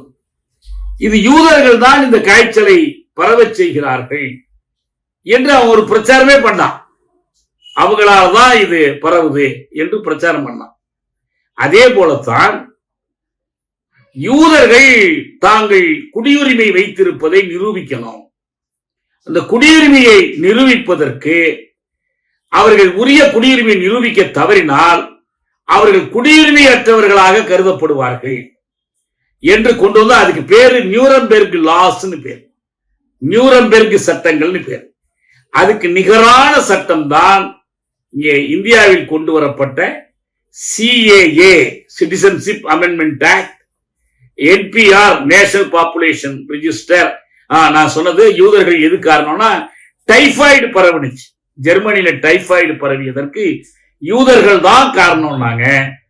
தமிழ்நாட்டில் கொரோனா வைரஸ் பரவியதற்கு தப்லீகி ஜமாத் கூட்டத்திற்கு போன முஸ்லிம்கள் தான் காரணம் என்று அதிமுக ஆட்சி பிரச்சாரம் செய்தது. அப்படியே பாஜகவினுடைய கட்டளை ஏற்று நடத்தினார்கள். ஒவ்வொன்றையும் ஒப்பிட்டு பார்க்கலாம் உங்களுக்கு இந்த குடியுரிமை சட்டத்தோட. அந்த மாதிரி ஒரு சூழ்நிலை, இந்த குடியுரிமையை பறித்தால் என்ன நடக்கும்ங்கிறதுக்கு நம்ம பக்கத்தில் இருக்கிற இலங்கையில் 48க்கு பிறகு எப்படி வாக்குரிமையை பறித்தார்கள், குடியுரிமையை பறித்தார்கள். அதுதான் இன ஒடுக்குமுறைக்கும் இன பாகுபாட்டுக்கும் இறுதியில் 2009 இன அழிப்புக்கும் இட்டு சென்றது என்பதை நாம் ஒப்பிட்டு பார்க்கலாம். அப்ப என்ன கேள்வி, எதுக்காக இது சொல்றேன்னா, இப்ப 2024 நாடாளுமன்ற தேர்தலில் மோடிக்கு கேரண்டி என்பதை முன்னிறுத்தி வேலையில்லா திண்டாட்டம், விலை உயர்வு, பணவீக்கம், எல்லா சிக்கல்களுக்கும் ஒரு நாட்டினுடைய பிரதமர் ஒரு பொதுக்கூட்டத்தில் இவர்கள் கையில் ஆட்சியை கொடுத்தால் உங்கள் தாலியை கூட அறுத்து முஸ்லிம் கையில் கொடுத்து விடுவார்கள், எல்லா சொத்துக்களையும் முஸ்லிம்களுக்கு கொடுத்து விடுவார்கள் என்று பொய் சான்றுகளை காட்டி பேசி, நீ இப்படி பேசக்கூடாது என்று தேர்தல் ஆணையம் சொல்லி, அதுக்கு மேல ஒரு நடவடிக்கை இல்லை, இவ்வளவு சொல்லி நேரடியான முஸ்லிம் வெறுப்பு, இஸ்லாமிய இனப்படுகொலைக்கான தூண்டுதல், அடக்குமுறை சட்டங்கள் அன்னைக்கே வந்துருச்சு. எது நம்முடைய அறிஞர்கள் கல்வித்துறையினர் இவர்களை எல்லாம் உங்களுக்கு உள்ள பிடிச்சு வச்சுட்டாங்க. நம்முடைய ஸ்டான் சுவாமி எப்படி கொலை செய்யப்பட்டார், இந்த எல்லாமே உங்களுக்கு நடந்து போச்சு. அந்த கொடுமையான வழக்கு இத்தனைக்கு பிறகுதான் அந்த தேர்தல் வருகிறது. அவர் மீண்டும் ஆட்சிக்கு வரணும்னு நிக்கிறாரு. வேண்டும் மோடி மீண்டும் மோடி என்று தமிழ்நாட்டில் முழக்கம் தரப்படுது. அதற்கு எதிராக நாம நிக்கிறோம். கூடவே கூடாது, வேண்டாம் மோடி, மீண்டுமா மோடி, வேண்டவே வேண்டாம்னு நம்ம முழக்கம் கொடுக்கிறோம். மோடி கூடாது. மோடியை தடுத்து நிறுத்தணும். எப்படி தடுத்து நிறுத்தலாம்? தேர்தலில் தடுத்து நிறுத்தணும். மோடியை தடுத்து நிறுத்தினா பாசிசம் ஒளிஞ்சு போயிடுமா? ஒளிஞ்சு போயிடாது. அதுக்கு வேர்கள் இருக்கு. இன்னும் காங்கிரஸ் கடைபிடித்த கொள்கைகளிலேயே வேர்கள் இருக்கு. காங்கிரஸ் திமுக கூட்டணி இடம்பெற்ற ஐக்கிய முற்போக்கு கூட்டணி கடைபிடித்த பொருளியல் கொள்கைகள், அதுக்குள்ளேயே பாசிசத்தினுடைய பொருளியல் வேர்கள் இருக்கு. அவங்க மறுத்தால் நம்ம மறுக்க முடியாது. புதுத்தாராளிய கொள்கைகள் எப்படி குடியாட்சி மறுப்புக்கு இட்டு செல்லுது என்பதையெல்லாம் நாம் நிரூபிக்கலாம். இதே பாபர் மசூதி பிரச்சனைக்கு ராஜீவ்காந்தியே எப்படி காரணமாக இருந்தார் என்பதையெல்லாம் நம்ம பேசலாம். இதே பாபர் மசூதி பிரச்சனையில் ஒருதலை பட்சமான தீர்ப்பை அவர்கள் வாங்கிய போது அந்த தீர்ப்பை எதிர்த்து கண்டித்து, இந்த தீர்ப்பு என்பது இரண்டாவது கர சேவை என்று நான் தொலைக்காட்சியில் உட்கார்ந்து பேசிட்டு இருக்கிறேன். அதே நேரத்தில் செய்தி வருகிறது, தீர்ப்பு வந்தவரை நிம்மதியாக இருக்கிறது என்று ஸ்டாலின் பேட்டி கொடுக்கிறாரு, தாப்பாண்டியன் பேட்டி கொடுக்கிறாரு. இதெல்லாம் இல்லைன்னு நம்ம சொல்லல, எல்லா குறைகளும் இருக்கு. ஆனால் தேர்தலில் மூன்றாவது முறையாக மோடி அதிகாரத்தில் அமருவதை தடுப்பதற்கு நாம தேர்தலில் போட்டியிட்டு முறியடிக்க முடியாது. தடுப்பதற்கு ஒரே ஒரு ஆற்றல் தான் இருக்கு, அதுதான் இந்தியா கூட்டணி. அது சில தன்னாய்வுகளை செய்து கொள்ளுகிறது, சிலவற்றை செய்து கொள்ளல. ஆனால் மக்களை அந்த என்டிஏ கூட்டணிக்கு எதிராக நிறுத்துகிறது. மோடி அமித்ஷாவுக்கு எதிராக அதை நிறுத்துகிறது. அவங்க விரும்பினாலும் விரும்பாவிட்டாலும் அவருடைய வாக்குகள் அதற்கு எதிராக செலுத்தப்படுகின்றன. இன்னும் சொல்ல போனால் இதே எடப்பாடி பழனிசாமி அந்த கூட்டணி வேண்டாம் என்று தனியா நிக்கிறாரு. நிக்கிறது மட்டுமல்ல, ஏன் மோடி தான் பிரதமர் ஆகணுமா? வேற யாருமே பிரதமர் இல்லையா? வேற ஒருத்தர் ஆக்க முடியாதா? நவீன் பட்நாயக் ஆக்க முடியாதா என்றெல்லாம் அவரே வெளியில பேசுறார். இனி ஒருபோதும் பாஜகவோட கூட்டணி எல்லாம் பேசுறார். ஆனா இவங்க நம்பத்தக்கவர்கள் அல்ல என்ற முறையில நாம் திமுகவுக்கு ஆதரவு கொடுத்தோம். அதனால அவங்க நாடாளுமன்றத்தில் அவருக்கு அந்த 400 இடம் கிடைக்காமற் போனது. 3/2 பங்கு கிடைக்காமற் போனது. 3/2 பங்கு கிடைக்காமற் போனதால் தான் இன்றைக்கு கொண்டு வந்த நாடாளுமன்றத்தில் மக்களவையில் கொண்டு வந்த சட்ட திருத்தத்திற்கு அவர்கள் திருத்தத்தில் வெற்றி பெற முடியவில்லை. தங்களுக்கு பெரும்பான்மை இல்லை என்று தெரிந்தே அந்த சட்ட திருத்தத்தை கொண்டு வந்தார்கள். ஆனா அவங்களுக்கு வேறு உள்நோக்கங்கள் இருந்துச்சு. பெண்களுக்கு எதிரானவர்கள் இந்த கட்சிகள் என்று காட்டுவதற்கான ஒரு முயற்சி. 543 33% பெண்களுக்கு கொடுக்க எது தடையா இருக்கு? 23 சட்டம் போட்டாச்சு. ஏன் அதுக்கு புதிய நாடாளுமன்றம்? அது எதுக்கு மக்கள் தொகை கணக்கெடுப்பு? ஆனா வேண்டும் என்று அப்படி பழி போட உதவியா இருந்துச்சு. இன்னொன்னு என்ன, இது இந்திக்காரர்களுக்கு நிறைய இடங்கள் கிடைப்பதை பார்த்தீர்களா, கெடுக்கிறார்கள் என்று இதுல ஏதாவது வேறு கட்சிகளை சேர்ந்த இந்திக்காரர்கள் அதிகம் ஆதரவு பெறக்கூடிய கட்சிகள் பிளவுபடுமா என்றெல்லாம் பார்த்தாங்க. நம்ம அதை பத்தி இன்னொரு சந்தர்ப்பத்தில் விரிவா பேசுவோம். ஆனால் அந்த நம்ம அன்னைக்கு எடுத்த முடிவு எதுக்கு உதவியா இருந்துச்சுன்னா, தமிழ்நாட்டிலிருந்து 40 இடத்திலையும் பாஜகவை தோற்கடித்ததும், வேறு பல மாநிலங்களில் இடதுசாரி சக்திகள் முற்போக்காளர்கள் பாஜகவை தோற்கடிக்க இயங்கியதும் தான் இன்னைக்கு இந்த வெற்றியை பெற்றுக் கொடுத்தது. இந்த வெற்றியை, அது அரைகுறை வெற்றி, செய்நுட்ப வெற்றி, நாடாளுமன்ற மக்களவையில் கிடைத்திருக்கிற வெற்றி இறுதியான வெற்றி அல்ல. ஆனால் இந்த வெற்றியை கூட போற்றுவதற்கு எடப்பாடிக்கு மனசு வரல. அவர் அப்படியே ஹிஸ் மாஸ்டர்ஸ் வாய்ஸ், பாஜகவின் குரலைத்தான் எதிரொலிக்கிறார். இந்த கட்சிகளுக்கு இந்த உண்மையான போராட்டத்தை திசை திருப்புவதற்காக சீமான் என்ன பண்றாரு? 3 எம்எல்ஏக்கு எம்பி கொடுக்கலாம். எங்க, எந்த சட்டத்தை நீங்க திருத்த போறீங்க? பிரதமர் பதவியை என்ன சுற்றுக்கு விடுறது, மியூசிக்கல் சேர் மாதிரி, அதுக்கு எங்க போய் சட்டத்தை திருத்த போறீங்க? இந்திய அரசமைப்பு சட்டம் குறித்து உங்கள் நிலைப்பாடு என்ன? என்ன திருத்தங்களை கொண்டு வரணும்னு விரும்புறீங்க? எப்படி கொண்டு வரணும்னு விரும்புறீங்க? எப்படி இதற்காக எதிர்க்கட்சியில் ஒற்றுமையை கட்டப்போகிறீர்கள்? இவ்வளவு கேள்வி இருக்கு. அதனால் தான் நாம் மிக தெளிவான ஒரு முடிவெடுத்தோம். என்ன? இந்த சட்டப்பேரவை தேர்தல் ஒரு முதலமைச்சரை தேர்ந்தெடுப்பதற்கான தேர்தல், ஒரு சட்டப்பேரவைக்கான தேர்தல் என்பது மட்டுமல்ல. இதைவிடவும் முக்கியமாக இந்த தேர்தலில் மைய வினா மோடி ஆட்சிக்கு எதிரான ஒரு தீர்ப்பை மக்கள் வழங்க வேண்டுமா இல்லையா?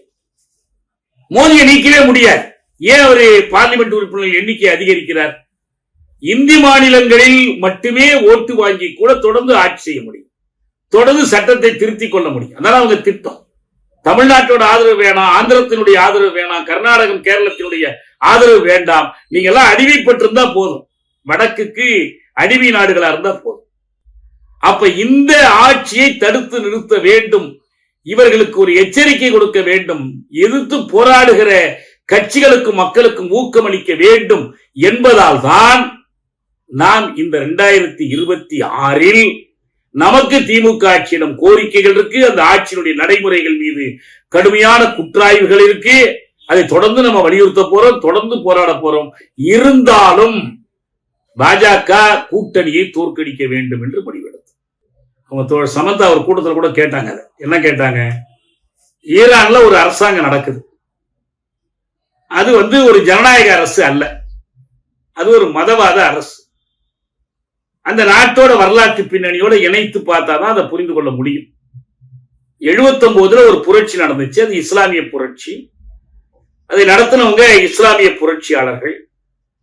அதனுடைய தொடர்ச்சியா அவங்க ஒரு சட்டத்தை இயற்றாங்க. அந்த சட்டத்துல ஒரு சுப்ரீம் ஹெட்னு ஒருத்தர் தேர்ந்தெடுக்கிறாங்க. அவர் தான் ஆட்சியினுடைய தலைவர், அவர் தான் எல்லா முடிவுகளையும் எடுப்பார். பார்லிமெண்ட் இருக்கும், அதிபர் இருப்பார், தலைமை அமைச்சர் இருப்பாங்க, எல்லாம் இருந்தாலும் அந்த முடிவு மட்டும் அவர்கிட்ட தான் இருக்கும்.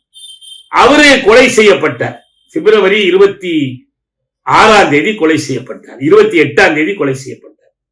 அவர் இடத்துல வேற ஒருத்தரை அமர்த்தி இருக்கிறார், அந்த முக்தாபா கமேனின்னு ஒருத்தர் அமர்த்தி இருக்கிறார். இந்த ஆட்சி முறை, அவங்களுடைய பெண் உரிமைக்கு எதிரான சட்டங்கள், இஸ்லாமிய, இதெல்லாம் நம்ம ஏத்துக்கிறோம்னு அர்த்தமா? இல்ல. ஆனால் இஸ்ரேலுக்கும் அவனுக்கும் சண்டை வரும்போது நம்ம யார் பக்கம் நிக்கிறோம்? ஈரான் பக்கம் தான் நிக்கிறோம். அமெரிக்கா போய் பள்ளிக்கூட குழந்தைகளை கொல்றான், அந்த தலைவர்களை கொலை செய்யறான், ஒரு இறைமையுள்ள அரசினுடைய தலைவரை கொலை செய்யறான். அந்த முரண்பாட்டில் நாம் யார் பக்கம் நிக்கிறோம்? ஈரான் பக்கம் தான் நிக்கிறோம். ஈரானோட எவ்வளவு பிரச்சனை இருந்தாலும் சரி, இன்னைக்கு அவன் இந்த சென்ற 7ஆம் தேதி, நம்ம இன்னைக்கு நேரம் இல்லை, நான் அடுத்த முறை சொல்றேன், சென்ற ஜனவரி 7ஆம் தேதி, மன்னிக்கணும், ஏப்ரல் 7ஆம் தேதி, இன்னும் ஒரு 2 மணி நேரம் நான் பார்ப்பேன், 2 மணி நேரத்துக்குள்ள எனக்கு சரியான விடை கிடைக்கலன்னா a whole civilization is going to die என்று ட்ரம்ப் அறிவிக்கிறார். ஒரு முழு நாகரிகம், எது? பாரசீக நாகரிகம். எத்தனை ஆண்டு கால நாகரிகம்? 5000 ஆண்டு கால நாகரிகம். அது செத்து ஒழியும், அதை ஒழிச்சு கட்டிடுவேன். ஏன்னா குடிநீர் நிலையங்களை அழிக்க போறேன், மின்சார நிலையங்களை அழிக்க போறேன், பள்ளிகளை அழிக்கிறேன், கல்லூரிகளை அழிக்கிறேன். ஏன்? அவங்கள்ட்ட என்ரிச்டு யுரேனியம், செறிவூட்டிய யுரேனியம் இருக்கு, அதை கொடுக்க வேணாலும் நாங்க எல்லாத்தையும் அழிக்க போறோம்னு சொல்றான். அப்ப நீங்க யார் பக்கம் நிப்பீங்க? இந்த இஸ்லாமிய அரசு பக்கம் தான் நிக்கணும், கொமைனி பக்கம் தான் நிக்கணும். ஈரானிய மக்களுக்கும் அவருக்கும் நாளைக்கு முரண்பாடு வந்துச்சுன்னா நம்ம ஈரானிய மக்கள் பக்கம் நிக்கலாம். இன்னைக்கு எப்படி நிக்க முடியும்? அதே போலதான் டிஎம்கேயோட நமக்கு 1000 முரண்பாடு இருக்கு. டிஎம்கே எடுத்து போராட வேண்டிய பெரும் அவசியம் இருக்கு. அதுல ஒண்ணு சும்மா நான் அந்த கோரிக்கை 30 கோரிக்கைகள் நம்ம அறிக்கையிலே எழுதியிருக்கிறோம். நான் உங்களுக்கு அடுத்த வகுப்புல நான் படிச்சு காட்டுறேன். அந்த கோரிக்கைகளை வலியுறுத்தி கொண்டே அதே நேரத்தில் ஒரு கொலைகார மோடியை எதிர்க்கிறதுக்கு நீங்களா எதிர்க்க முடியாதுன்னா இவங்களை தான் ஆதரிச்சாகணும். எனக்கு தொடமாட்டேன், எனக்கு நான் தீண்டாமையை கடைபிடிக்கிறேன், இவங்களெல்லாம் தொட்டா தீட்டாயிடுவேன், புரட்சி கலங்கப்பட்டுரும்னா நீங்க அரசியலே இருக்கக்கூடாது, இருக்க முடியாது. ஈரான் தொடர்பா நமக்கு எப்படி ஒரு அணுகுமுறை, அப்படிதான் டிஎம்கே தொடர்பா. இது குறைந்தது ஒரு தேர்தல் அரசியல் போராட்டம், கருத்து போராட்டம், கொலைகார போராட்டம்லாம் அங்க நடந்துகிட்டு இருக்கு. இரவெல்லாம் எனக்கு தூக்கம் வரலன்னு நியூசிலாந்தினுடைய, மன்னிக்கணும், இத்தாலியினுடைய பிரதமர் ஜார்ஜி மிலானிங்கிற அந்த அம்மையார் சொல்றாங்க. இவ்வளவுக்கும் அவங்க நேட்டோட உறுப்பு நாடு, ஸ்பெயின் நேட்டோட உறுப்பு நாடு. அந்த நாடுகள்லாம் இதை ட்ரம்ப் செய்யறதை ஏற்க முடியும். நீங்க எழுதி வச்சீங்க, ஈரானில் ஆட்சி மாற்றம் ஏற்படுவதற்காக நாங்கள் படையெடுக்கிறோம் என்று அமெரிக்கா சொன்னிச்சு. அமெரிக்காவும் இஸ்ரேலும் சேர்ந்து. ஆனா ஒரு தலைவரை கொன்னுட்டாங்க, சில தலைவர்களை கொன்னுட்டாங்க, தளபதிகளை கொன்னுட்டாங்க, அறிவியல் வல்லுநர்களை கொன்னுட்டாங்க. ஆனா இன்னும் ஆட்சி மாற்றம் ஏற்படல. ஈரானிய மக்கள் நெருக்கமா ஒன்றுபட்டு நின்று அடிக்கடி பதிலடி கொடுத்து போராடிட்டு இருக்கிறார். ஆனால் இந்த தாக்குதலின் விளைவாக வெகு விரைவில் அமெரிக்காவில் ஆட்சி மாற்றம் ஏற்படும். 25வது சட்ட திருத்தத்தின்படி ட்ரம்பை பதவி நீக்கம் செய்வதற்கான இம்பீச்மெண்ட் சட்டத்தை கொண்டு வரப்போகிறார்கள். விரைவில் நடக்கும். அவர் இடத்துக்கு வேன்ஸ கொண்டாந்து உட்கார வைக்க போறாங்க. அவரு ட்ரம்ப் கூட இருந்தாருன்னா அவரையும் நீக்கிடுவாங்க. அதே போல இஸ்ரேல்ல பிரைம் மினிஸ்டருக்கே கிரைம் மினிஸ்டர் மக்கள் பேர் கொடுத்திருக்கிறாங்க. நெட்டன்யாகுக்கு ஆபத்து வந்து கொண்டிருக்கு. இவ்வளவு நாள் அவங்க பாதுகாப்பா இருந்தாங்க யூதர்கள்லாம். எது அயர்ன் டோம் பாதுகாக்குது. நாங்க இன்னைக்கு அதெல்லாம் உடஞ்சி நொறுங்கி போச்சு. எப்படி வரும்? அதனால வேண்டி பெரிய மாற்றங்களுக்கு இந்த போர் இட்டு சென்று கொண்டிருக்கு. இங்கேயும் அப்படிதான். நாளைக்கு இவங்க பிஜேபியோட போக மாட்டாங்களா, போவாங்களா நமக்கு தெரியாது. ஒன்னே ஒண்ணு நான் சொல்றேன், பிஜேபியை எதிர்ப்பதற்காக, மோடி ஆட்சிக்கு எதிரான கொள்கைகளுக்காக திமுக அணிக்கு வாக்களித்த மக்கள் அவர்கள் கட்சி மாற மாட்டார்கள். அவ்வளவுதான் நமக்கு முக்கியம். அவங்களை விட்டுட்டு தலைவர்கள் போனா போய்கிட்டோம். இந்த மக்கள் எப்படி மாறுவாங்க? மோடிக்கு எப்படி போய் கூட்டு சேருவாங்க? எப்படி சமரசமாவாங்க? ஏன் மக்கள் ஊழல் எல்லாம் பண்றது இல்லையில, அவங்க சமரசமாகணும்னு அவசியம் இல்லையே. அரசியலை ரொம்ப எளிமையா வெறும் கூட்டல் கழித்தல் கணக்கு. இவன் முந்தா நாள் எதிரி, எனவே நேற்று எதிரி இன்னைக்கு எதிரின்னு பாக்குறது, எதிரிக்கு எதிரி நண்பன்னு பாத்துக்கிறது, எந்த சமூக அடிப்படையோ வரலாற்று பின்னணியோ இல்லாத இந்த பார்வை எந்த முன்னேற்றத்திற்கும் இட்டு செல்லாது. நம்ம அடுத்த வகுப்பில் நான் இன்னும் கொஞ்சம் விரிவா பேசுவோம். இந்த உலக போர் சூழல், இன்னைக்கே இந்த போர் மீண்டும் மூலக்கூடிய ஒரு ஆபத்து இருந்துச்சு. இப்ப இவர் தான் ட்ரம்ப் தான் பின்வாங்கிட்டார். அவங்க ஒரு 10 நிபந்தனை போட்டிருக்காங்க ஈரான். அந்த நிபந்தனையை அவங்களால நிறைவேற்ற முடியாது. நிறைவேற்றினாலும் தோல்வி, நிறைவேற்றினால் ஈரானுக்கு அது முழு வெற்றி ஆயிடும். அந்த முழு வெற்றியை கொடுக்க அவங்க தயாரா இல்லை. ஆனா ஈரானை தோற்கடிக்க முடியும். ஏன்னா ஒரு முக்கியமான காரணம் ஈரான் மக்களுடைய வலிமை மட்டுமல்ல. இன்னைக்கு உலக வல்லரசுகள்ல பொருளியல் வல்லரசுன்னா அமெரிக்காவுக்கு நிகரான ஒரு வல்லரசா சீனம் உருவாகி இருக்கு. சீனமும் ருஷ்யாவும் பக்க துணையாக இருக்கிற வரைக்கும் ஈரானை எந்த வகையிலும் அமெரிக்காவால் தோற்கடிக்க முடியாது. அப்ப ஈரானுடைய நண்பர்கள் ஈரானுக்கு நெருக்கமா வர்றாங்க. ஆனால் அமெரிக்காவுக்கு நண்பர்களாக கருதப்பட்ட கனடா பகைத்துக் கொண்டது, இத்தாலி பகைத்துக் கொண்டது, நாட்டோ உறுப்பு நாடுகள் பகைத்துக் கொண்டன. நாட்டோ உறுப்பு நாடுகள்லாம் கோழைகள் என்று ட்ரம்ப் அறிவிக்கிறார். இப்ப இந்த நம்ம மோடி மாதிரியே ஒருத்தர் இருந்தாரு பிரேசில்ல, பொல்சனாரோன்னு பேர். இந்த பொல்சனாரோ தேர்தலில் தான் தோற்கடிக்கப்பட்டார், மறந்துடாதீங்க. தோற்கடிக்கப்பட்டு அவருடைய இடத்துல லூலா என்பவர் வந்திருக்கிறார். லூலா இன்னைக்கு இஸ்ரேலுக்கும் அமெரிக்காவுக்கும் எதிராக ஈரான் பக்கம் ஆதரவா நிற்கிறார். அவங்க ஒன்றும் செய்ய முடியலனாலும் கருத்து ஆதரவு கொடுக்கிறாங்க. அதனால உலக அரசியல்ல மாற்றங்கள், திருப்பங்கள் ஏற்பட்டு கொண்டிருக்கு. இந்தியாவிலேயே அப்படி ஒரு திருப்பங்கள் ஏற்படலாம். ஒரு முழுமையான பாசிச அரசமைப்பை உருவாக்குகிற முயற்சிக்கு ஒரு தடையாக தமிழ்நாட்டில் தேர்தல் முடிவு அமையும். ஒரு பிரேக், அவ்வளவுதான். அதுக்கு மேல தொடர்ந்து போராட வேண்டியிருக்கும். அது தனி செய்யும். மே 4 என்ன முடிவு வரப்போகுதுன்னு தெரியாது. நாம் அந்த அரசு எது வந்தாலும் நாம் என்ன கோரிக்கைகள் எழுப்பணும், நாம் எப்படி தொடர்ந்து ஒரு போராட்ட அரசியலை முன்னெடுக்கணும், இதை நாம் அடுத்த பகுதியில் பார்ப்போம். நான் இன்றைக்கு இந்த அளவோடு நான் நிறைவு செய்கிறேன்.